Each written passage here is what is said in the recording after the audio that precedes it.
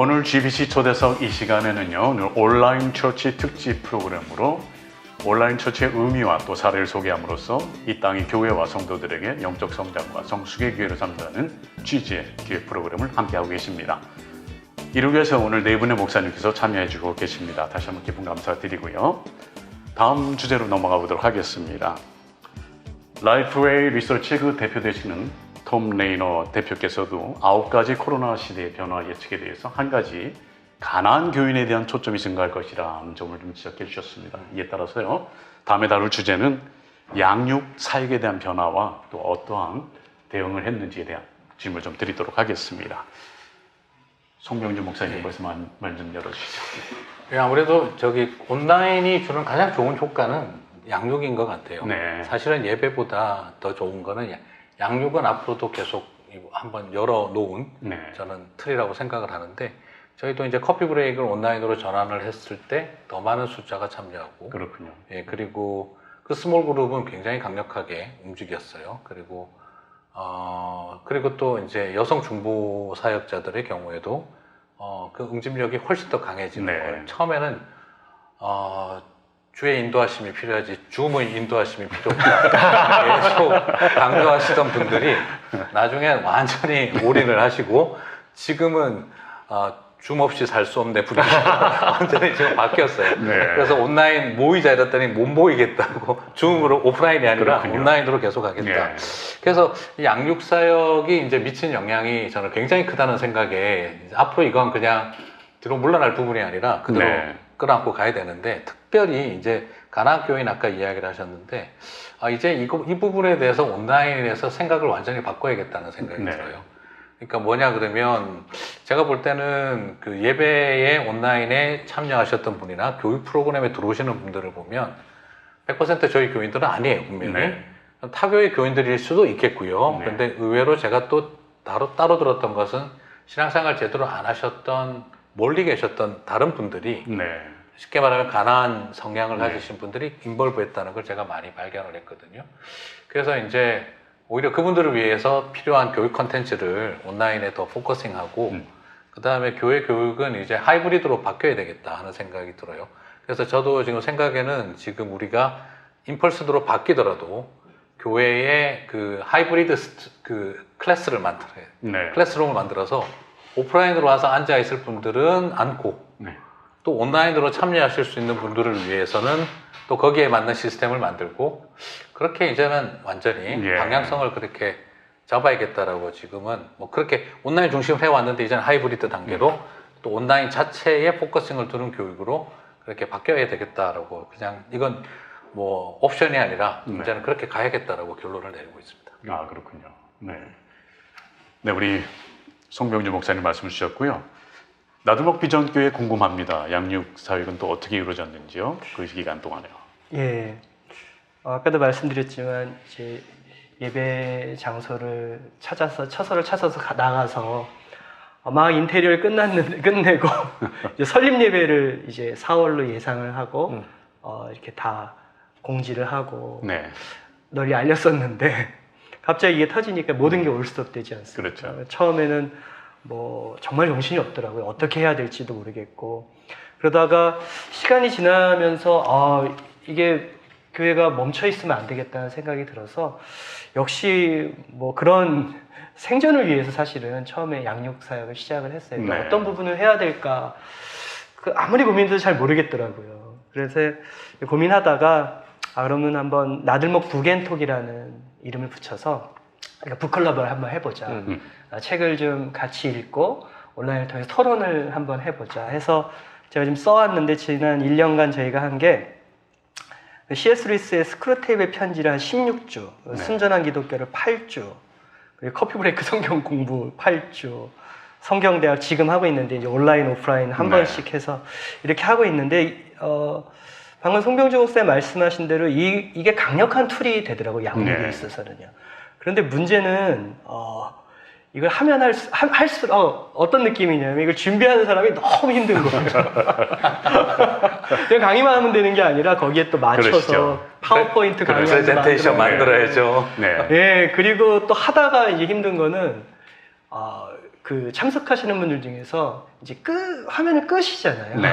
끄시는 분들이 그 조작법이 서투른 분들이 있고, 근데 끄실 때 마치 이제 설교할 때 대놓고 주무시는 분들 같은 느낌이 네. 받아서 네. 그런 거에 대한 담력이 좀 필요한 것 같고요.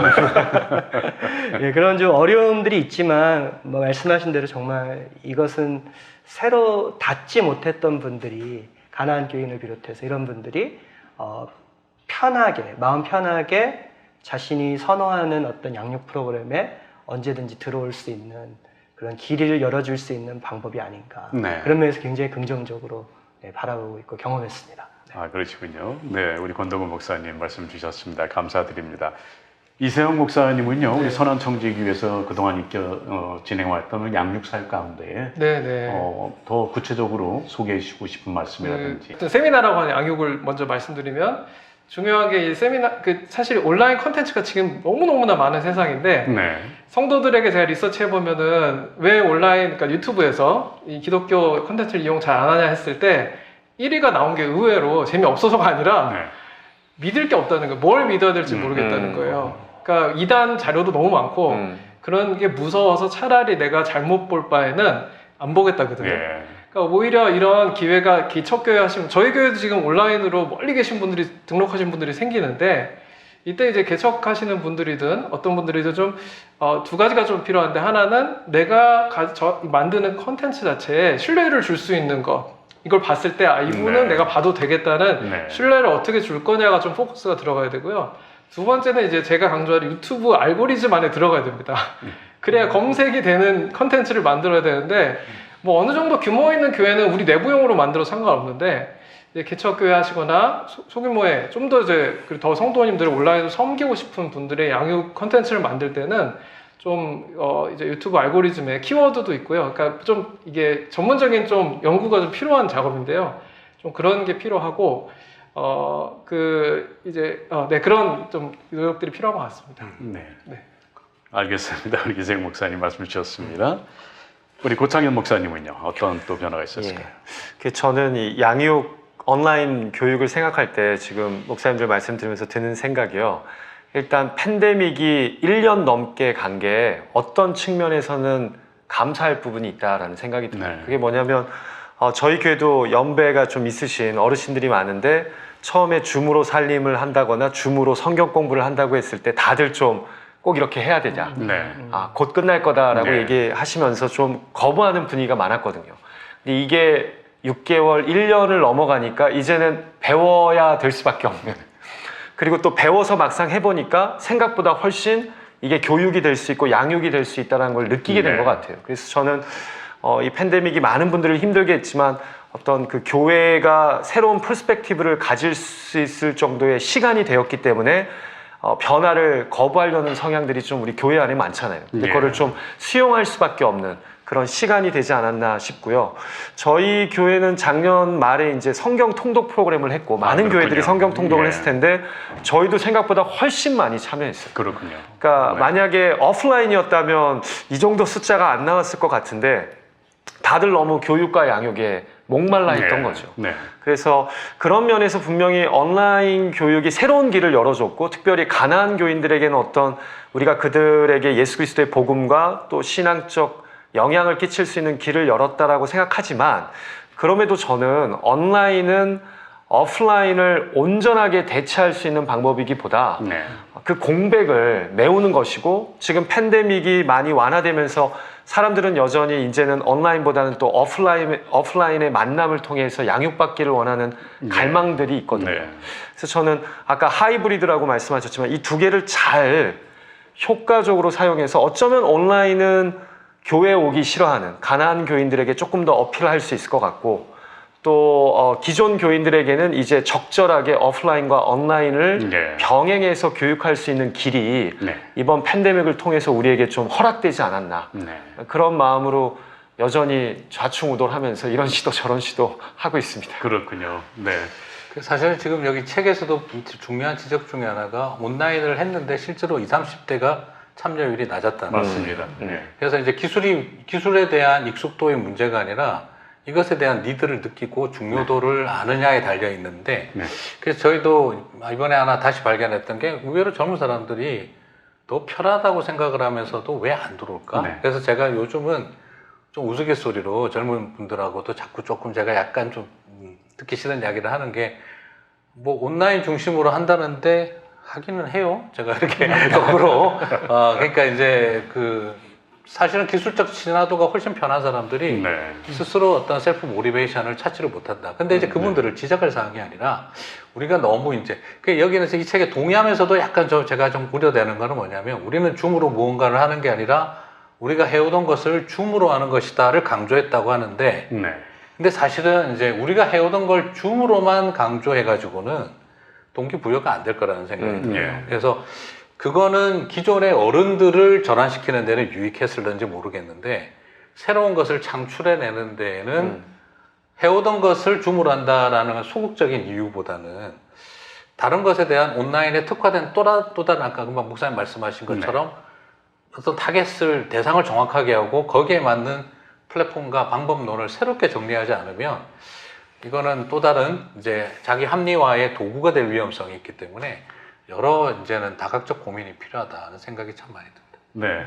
저도 공감의 말씀 예, 주셨습니다. 그 목사님께 사실 제가 아까 이거 할까 말까 고민했던 걸 말씀해 주셔가지고 왜냐면 이제 줌으로 할 때 그 사실은 일반 강의를 하듯이 하는 게 저희 목사님 잘 하시는 부분이긴 한데 이게 교수 학습 지원 센터가 요즘 학교마다 전 대학교도 네. 있으니까 중요한 역할을 하는 게 뭐냐면 어떤 그 교수 학습이 어떤 그 플랫폼을 통해 전달될 때 어떻게 가장 효율적으로 전달될 거냐. 근데 그게 녹화된 걸 보게 하는 게 효과적인 경우가 있고 주로 토론하는 게 효과적인 경우가 있고 근데 그거를 그냥 줌에 모여가지고 1시간 내내 세미나를 막 한 다음에 자기 얘기는 잠깐 하고 이렇게 되는 거는 별 효율이 떨어진다는 거죠. 오히려 미리 녹화한 거를 보고 나서 줌으로 한다든지 그래서 이런 지금 변화된 온라인 이 플랫폼 안에서 어떻게 교육 효과를 낼 건지에 대한 연구도 좀 필요하다 말씀에 보완해서 네, 그렇습니다. 네, 귀한 공감의 말씀을 주셨습니다. 네, 앞으로 어떻게 이러한 컨텐츠를 잘 운영을 해야 되는 거에 대한 또 깊은 또 통찰이 있어야 될 거라 생각이 듭니다. 이런 어려운 시기에도 불구하고요, 우리 책에도 언급해 주었지만 앱 업체 분석에 따르면 50대 이상이 유튜브 접속이 가장 많다고 합니다. 또 시청하는 시간도 가장 많다고 합니다. 그리고 통독에 대한 만족도도 94% 이상이 만족감을 나타낸다. 또 이런 통계를 봤습니다. 모쪼록 섬기시는 모든 교회를 통해서 또 사역을 통해서 많은 분들께서 이런 온라인 혹은 오프라인 양육에 대해 많은 변화와 또 도전이 되어 있는 시간이 되길 원하고요. 또 하나 우리 교회에서 또 많은 변화로 일으키는 것이 또 선교 사역이 아닐까 싶습니다. 정말 어려움에 처해 있는 우리 각 선교지의 선교사님들 우리가 외면할 수 없는 그런 상황이긴 합니다. 섬기시는 교회에서는 이번에 어떻게 변화와 대응을 했는지 질문을 좀 드려보도록 하겠습니다. 고창현 목사님 어떠시죠? 예. 네. 저한테 먼저 질문하시는 거 상당히 즐겨하시는 것 같네요. 예. 까마귀 이야기를 하셔가지고 아니, 아까도 말씀드렸지만 쫓아가고 따라가기 바쁜 그런 지난 1년의 시간이었는데 많은 분들이 공감하실 것 같아요. 그동안의 교회에 선교라는 건 선교사님들을 후원하는 것과 네. 또 단기 선교팀을 파송하는 그렇죠. 것, 그것이 로컬리 아니면 뭐 나라를 벗어나서 네. 인터내셔널리 이렇게 진행되는 방식이었는데 사실 팬데믹이 모든 걸 다 막아버렸잖아요. 네. 그래서 솔직하게 자백하는 마음으로 말씀드리지만 결국은 물질적인 그런 후원만이 좀 이 팬데믹 가운데 모든 교회들이 처음 이거 외에는 방법이 뭐가 있겠냐라는 생각에 몰리게 된 것 같고요. 아까 말씀드린 것처럼 선교사님들의 후원이 팬데믹과 함께 많이들 이렇게 좀 후원들을 받지 못하게 되는 상황들이 생겼기 때문에 오히려 그래서 더 후원해야 된다라는 네. 차원으로 이제 작년에 까마귀 선교 프로젝트를 했고요. 네. 저는 그런 것 같아요. 교회가 어떤 미래를 바라보고 선구자적으로 뭔가를 시도할 수 있는 그런 은사를 가진 분들도 있지만 저는 좀 그런 쪽에 은사가 없는지 저는 맞닥뜨리게 된 상황 안에서 어떻게 내가 베스트로 하나님의 뜻 안에서 반응하냐로 이렇게 좀 선교 사역을 해왔던 것 같고요. 네. 올해 저희가 이제 상반기에 시도한 게 저희 교회가 후원 협력하는 13분의 선교사님들 중에 백신을 네. 맞지 않으신 분들을 좀 조사를 했어요. 근데 뜻밖에도 아프리카 쪽에 있는 선교사님들은 거의 다 백신을 맞지 않으시고 그 외에 지역에 있는 분들은 어떤 방법으로든지 네. 다들 좀 백신을 네. 맞으셨다는 얘기를 듣고 올해 상반기 때 이제 저희 교회가 후원 협력하고 또 동역하는 선교사님들 4개의 유닛을 찾아서 이제 올해 안에 그분들이 백신을 맞으러 미국이나 한국으로 가시게 될 때 항공료를 네. 제공해 드리는 그런 지금 사역을 하고 있는데 교인들이 거기에 관심이 많아요. 그러시군요. 왜냐하면 우리는 다 맞았는데 아직도 못 맞은 분들이 있고 그런 분들이 아프리카에 주로 많다라는 얘기를 듣고 네. 근데 또 아프리카에서 미국이나 한국 오는 항공료가 꽤 비쌉니다. 그러니까 선교사님들이 또 엄두도 못 내시고요. 그렇죠. 그래서 저희가 그리고 아마 지금 출입 금지도 좀 있을 예, 거예요. 출입 금지도 있고요. 그리고 말씀들을 이렇게 좀 나눌 때 현지 사역의 어떤 변화 때문에 연말이나 좀 네. 시간이 될 것 같다. 이런 네. 분들이 많아서 지금 좀 백신을 선교사님들한테 이렇게 맞으시는 데 있어서 조금이라도 어떤 그 경제적인 항공료 지원이라도 하려는 쪽으로 지금 드라이브를 네. 걸고 있는데 교인분들이 거기에 또 관심이 많아요. 그러시군요. 예. 참 고무적인 건요. 이렇게 어려운 시기에도 불구하고 우리 선교사 후원에 대해서는 우리 교인들이 멈추지 않는 그런 열정과 또 기도를 갖고 있다는 게 얼마나 감사한지 모르겠습니다.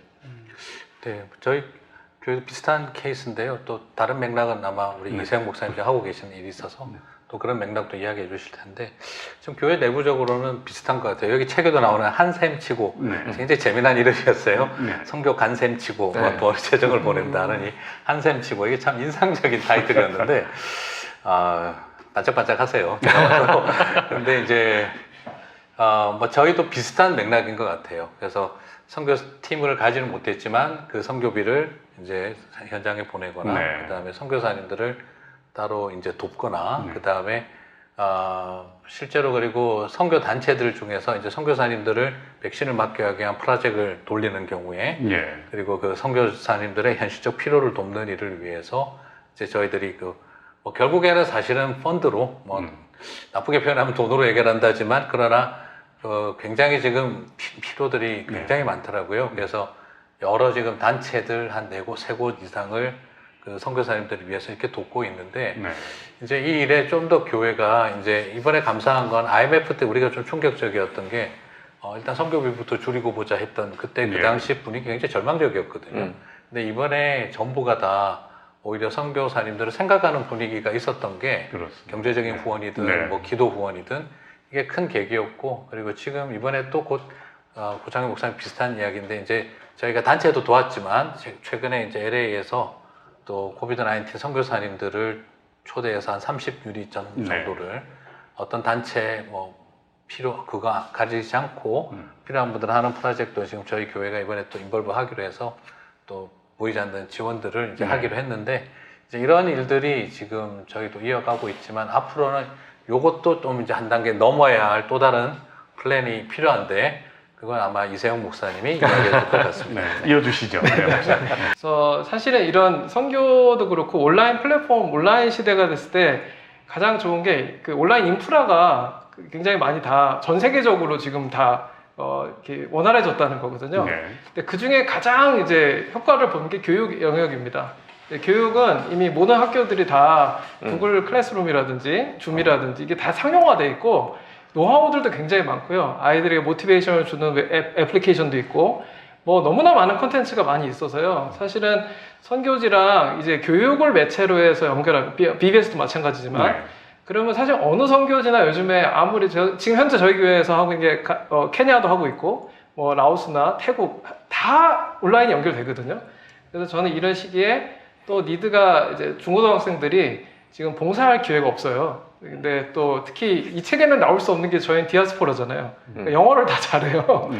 그러니까 기본적으로 영어를 가르치는 컨텐츠로는 할 수 있는 사역이 너무너무 많아서 저희가 지금 케냐에 있는 고아원에 실제로 학교를 그 아이들은 학교를 못 가니까 학교를 운영하고 있고요. 그래서 3개 클래스를 열어서 한 학년당 그래서 그 아이들을 줌으로 연결해서 네. 다 구글 클래스로 아이를 관리하면서 그러니까 여기 정규과정 똑같이 이렇게 하고 있는 사역을 하는데 뭐 불안 요소들이 뭐 있긴 있지만 그래도 안정적으로 정착해 가는 중에 네. 있고요.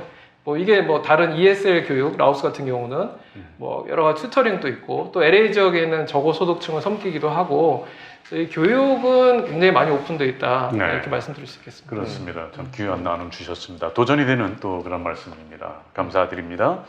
나들목 비전교회에서는 이런 선교 사역에 대해서 또 어떠한 또 대응이 있었는지요? 네, 지금 선교 사역을 말씀하실 때 이제 타문화권 선교 사역에 네. 대해서 국한해서 말하면은요, 이 온라인 시대에 이 온라인이라는 툴이 사실은 교회의 선교적인 책무를 감당하는 데 있어서 저는 가장 큰 도움이 되는 영역이었다고 생각이 네. 들어요. 저는 사실 목회를 하기 전에 중국에서 이제 선교사로 봉직했었는데요. 그때 뭐 저뿐 아니라 대부분의 선교사님들 네.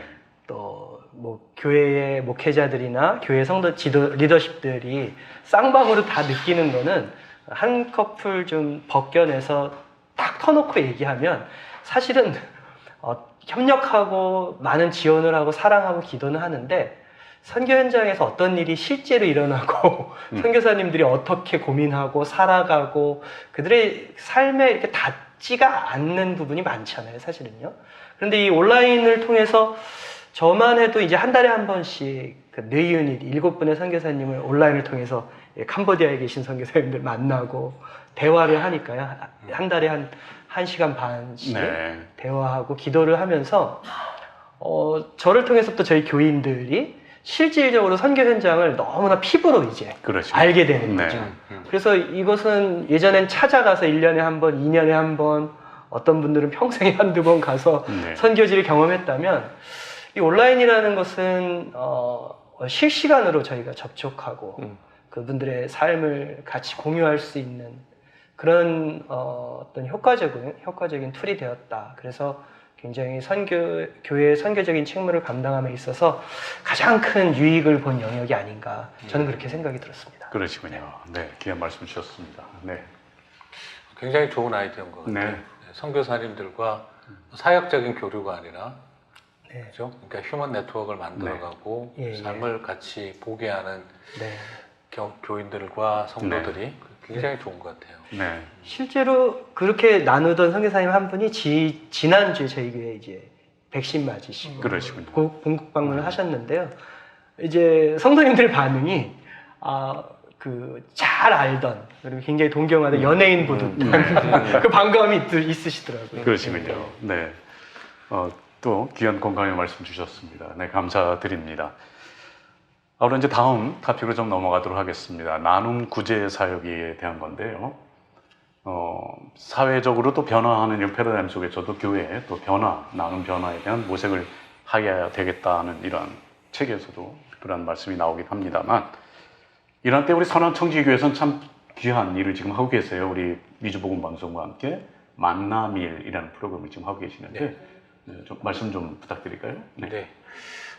그건 제가 볼 때는 이세영 목사님께서 좀 더 이야기해 주시면 좋을 것 같아요. 지금 실제 예. 책임자로서 역할을 좀 하고 계시기 때문에. 네, 이제 이게 리소스 링킹이라고 하는 이제 어떻게 하면 이렇게 선교도 마찬가지고 온라인의 특징, 플랫폼의 특징은 리소스를 어떻게 연결해서 가치를 최대한 극대화할 거냐 이거기 때문에 이제 식당이라는 리소스들이 있는데 우리 교인 성도님들 우리가 뭐 꼭 밥을 짓지 않아도 이런 리소스들을 연결해서 뭔가 이웃을 섬긴다면 좋지 않겠냐 이런 아이디어를 내신 거고요. 그래서 그걸 위해서 이제 온라인 저희가 플랫폼을 이제 뭐 그런 음식 주문하는 배달 앱 네. 수준까지는 아니더라도 네, 저희가 할 수 있는 최선을 다해서 만들었고 그걸 통해서 이제 부족한 부분은 또 전화 주문으로 이렇게 도와드리면서 저희가 어떻게 하면 이 많은 분들을 이렇게 한꺼번에 섬길 수 있는 플랫폼을 만들 거냐 네. 네, 이런 식으로 접근을 해서 지금 만남의 사역이 진행되고 있습니다. 네, 그렇습니다. 경과는 어떠신지요?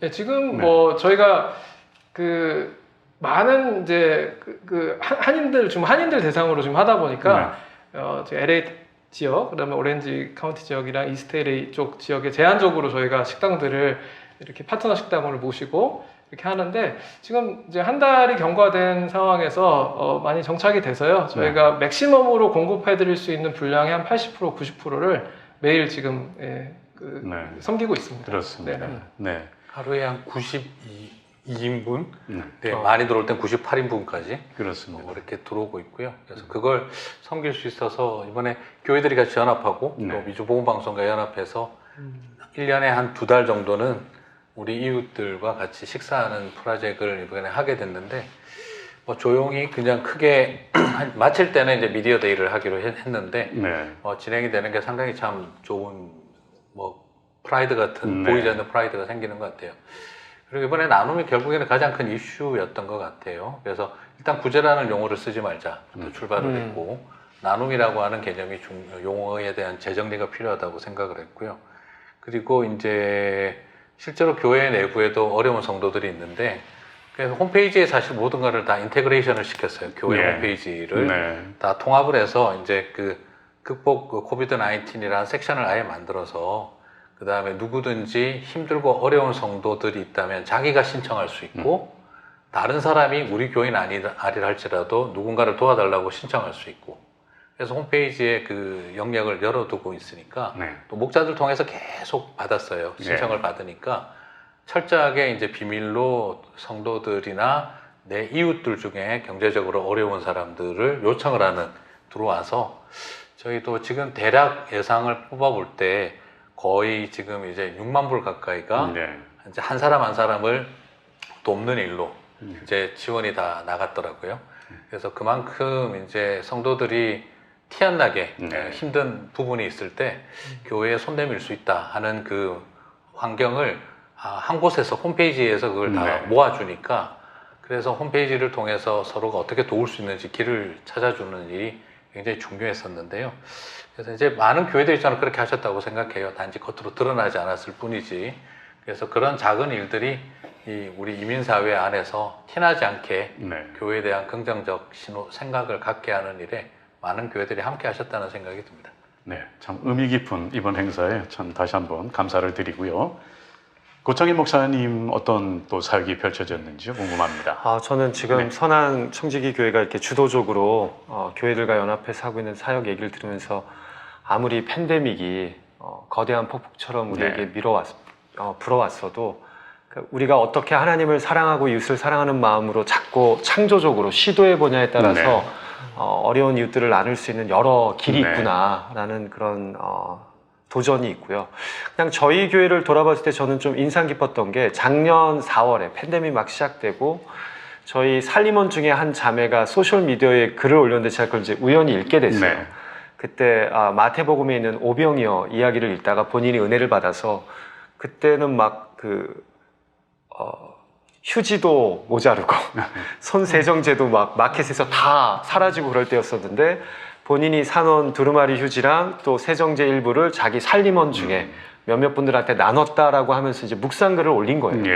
그게 너무 저한테 그 교회 목사로서 너무 흐뭇하고 마음이 따뜻해지더라고요. 그래서 그 나눔의 영향을 받아서 오병이어 바구니 사역을 했어요. 교회 그 본당 입구 앞에다가 오병이어 바구니를 놓고 먹을 수 있는 캔 종류의 음식이든 라면이든 아니면 마스크든 아니면 두루마리 휴지든 그것을 거기다가 놓고 가면 필요한 사람들이 와서 가져갈 수 있게. 근데 또 방역이 중요하니까 거기다가 손 세정제 놓고 또 마스크 같은 거 갖다 놓고 오셔서 편하게 가져가게 하라고 했는데 지금은 사실 막 팬데믹 시작됐을 때보다는 좀 많이 다소 뜨겁게 진행되고 있지는 않지만 제가 참 기뻤던 게 평일 어느 날 또 교회 본당 앞에 주차된 차가 있고 그래서 누가 와서 가져가시는가 보다 하고 이렇게 멀리서 보니까 지역에 우리 히스패닉 분들이 어디서 얘기를 들었는지 모르겠어요. 근데 그 교회에 가보면 교회 본당 앞에 바스켓이 있고 거기에 먹을 수 있는 음식, 마스크, 손 세정제 있다는 걸 알고 와서 가져가시더라고요. 저는 그게 되게 기뻤어요. 왜냐하면 우리를 위한 나눔으로 시작했다가 그게 누군가가 지역사회 분들이 알고 와서 누구나 와서 가져갈 수 있거든요. 누구나 놓을 수 있고. 그래서 이렇게 두루마리 휴지랑 세정제, 생활용품들 가져가는 모습 보면서 또 이런 그 팬데믹 가운데 이런 사랑을 나눌 수 있는 은혜를 하나님 우리에게 주시는구나 하는 기쁨이 있었습니다. 네, 귀한 또 나눔의 순간들을 소개해 주셨습니다. 고창현 목사님 말씀 주셨고요. 우리 권덕훈 목사님 말씀 좀 이어주실까요?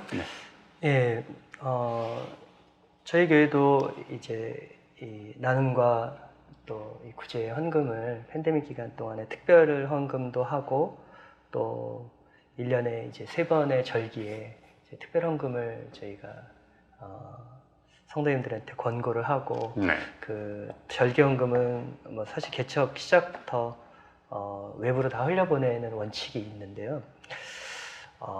그래서 뭐 내부적인 어려움 당하신 성도님도 2차례 돕기도 하고, 또 선교지에 어려운 또 이웃들, 또 가까이 있는 분들, 지체장애 가지신 그 공동체에도 흘려보내기도 했는데, 이제 항상 이 구제 부분이 어렵고 또 고민이 되는 지점이 그 영속성인 부분이 있습니다. 물론 뭐 영원히 할 수는 없지만 한 곳에, 그런데 이것이 연결성이 있어야 되고, 그것을 할 때 우리가 단지 그냥 우리 여기서 이만큼 걷어서 이만큼 도와드립니다가 아니라, 이것을 드리는 우리의 마음이, 공동체의 마음이 실제로 있는가, 우리 안에 그 마음이 있는가, 그리고 또 그 마음이 제대로 잘 전달되고 그분들에게 실질적인 힘과 어떤 돈이 아닌 힘과 위로와 환대를 경험하게 할 수 있는가, 이게 고민인데, 그건 아직까지 저에게 숙제고요.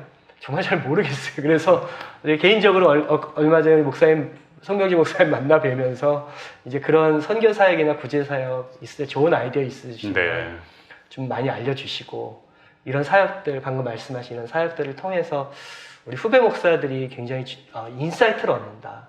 이 사역에 대한 상상력들, 이런 것들이 저한테 좀 많이 필요하지 않나 고민입니다. 네, 그렇습니다. 귀한 말씀 주셨습니다. 그렇습니다. 오늘날 같은 코로나 시대에 현대인들이 가장 필요로 하는 것은 바로 따뜻한 인간의 손길이라고 합니다.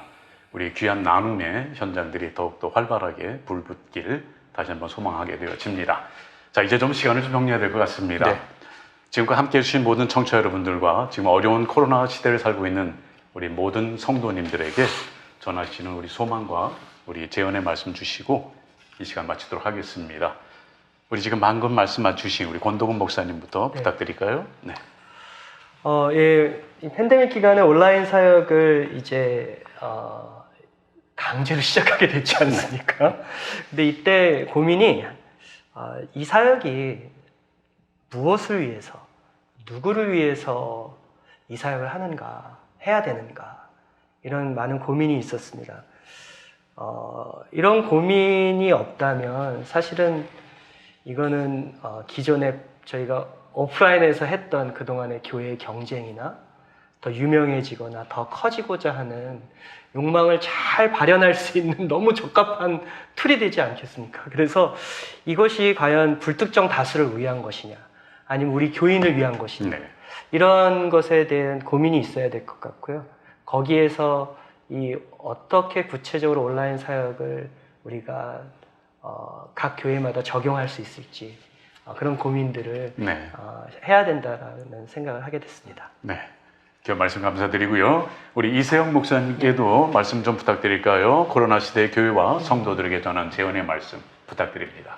네, 이제 온라인 시대, 특히 뭐 유튜브도 마찬가지고, 이제 검색을 해봤을 때 옛날에는 교회라는 것을 인식할 때 그냥 그 교회 건물이라든지 담임 목사로 인식을 했거든요. 담임 목사 설교 들어보고 이렇게. 근데 이제는 그럼 어떻게 사람들이 그럼 교회를 인식하냐, 온라인 공간 안에서. 그러면 사실은 그 교회 홈페이지는 그걸 데이터라고 하면 교회와 관련된 모든 그 정보를 그냥 검색하면 나오는 모든 것들 메타데이터라고 하는데요.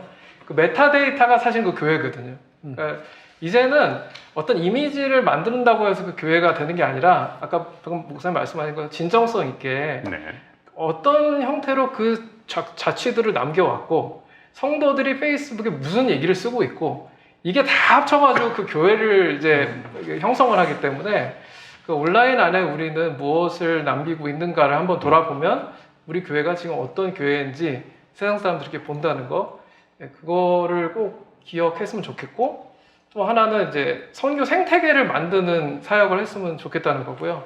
이게 옛날에는 그냥 교회가 정한 사역을 선교지가 수행을 했다면, 이제는 정말 선교사님들이 굉장히 일상적인 그런 필요들이 굉장히 많은데, 온라인이 좋은 거는 자기가 가진 은사, 뭐 디자인이든 아니면 요리면은 메뉴 개발이든 뭐 되게 다양한 은사로 선교지에 기여할 수 있는 게 많은데, 어떤 그런 선교 생태계를 이뤄서 이렇게 더 이 시기에 선교지에 더 일상 속에서 이렇게 스며드는 선교를 할 수 있는 그런 기회가 됐으면 좋겠습니다. 오늘 우리 고창현 목사님.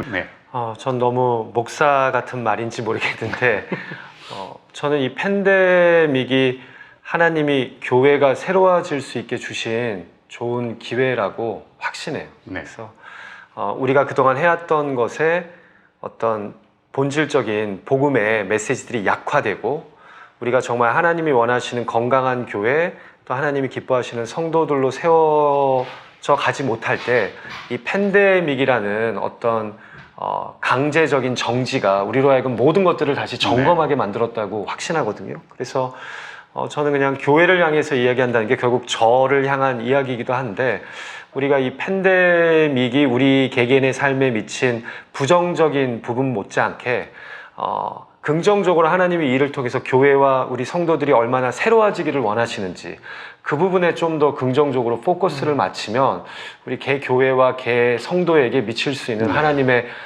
귀한 은혜와 도전이 많을 거라고 확신합니다. 네. 그래서 좀 그런 차원에서 이 팬데믹을 지난 1년 넘게 겪어왔고 앞으로도 하나님이 이 일을 통해 어떻게 우리 교회와 성도들을 새롭게 하실지 좀 기대하면서 좌충우돌 계속 하려고 합니다.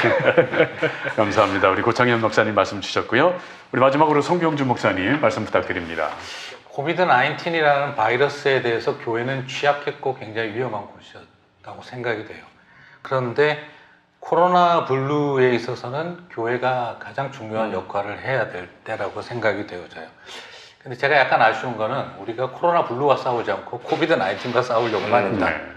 그것이 교회가 불필요한 논쟁 속으로 자꾸 들어가게 하고 불필요하게 세상으로부터 지탄받는 방향으로 오지 않았는가라는 생각이 들어요. 그래서 지금 이제 해야 되는 것이 요즘 많이 쓰는 그 이중 부정과 이중 듣기의 노력들, 우리는 세상으로부터도 들어야 하고 그리고 말씀으로부터도 들어야 하고 네.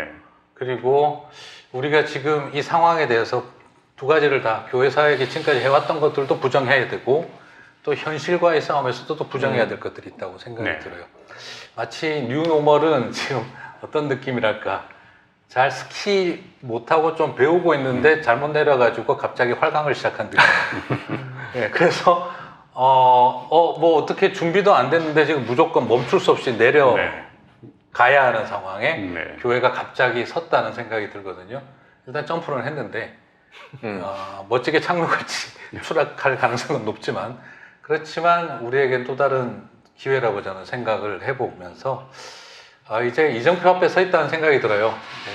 스탑 사인과 이제 돌아가라 가라 뭐 여러 가지 여기 또 책에도 나온 것처럼 바운스는 하는데 이게 농구공이 될지 럭비공이 될지 어디로 튈지 알 수가 없는 상황인데 아무리 봐도 럭비공 같다는 생각이 들거든요. 네. 지금은 굉장히 우리로 하여금 본질로 돌아가고 겸손해질 때라는 생각이 들어요.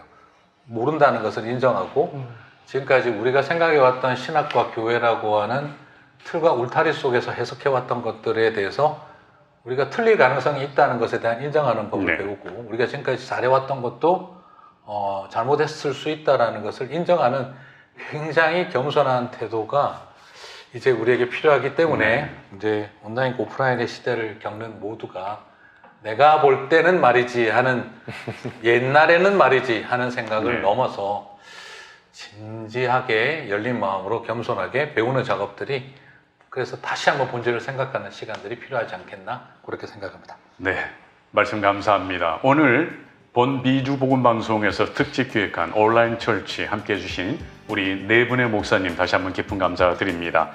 오늘 이 시간을 통해서요 단 한 사람에게라도 귀한 인사이트가 되길 소망하면서요 동시대 어려움을 함께하고 계신 모든 교회와 성도, 모든 청취자분들의 영적 도전과 성숙을 아울러 소원합니다.